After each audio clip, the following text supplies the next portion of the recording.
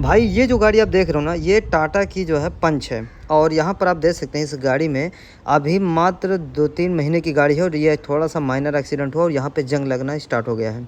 इस गाड़ी में देखिए ज़रा सा मतलब पेंट हटाना कि इसमें जंग लगना चालू हो गया। ये देखो पूरा जंग लगा आपके सामने यहाँ पर देख सकते हैं। इस वाले यानी कि राइट साइड के रियर के पैनल पर लगा हुआ ऊपर टेल लाइट के नीचे वाला।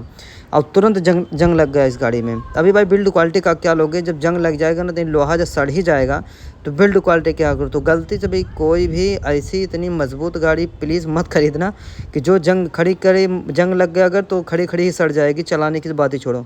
तो कोई भी मत लेना भाई। इस चीज़ को वीडियो को ज़्यादा से ज़्यादा शेयर करो, टाटा तक पहुँचे और लोग इस तरह से प्रॉब्लम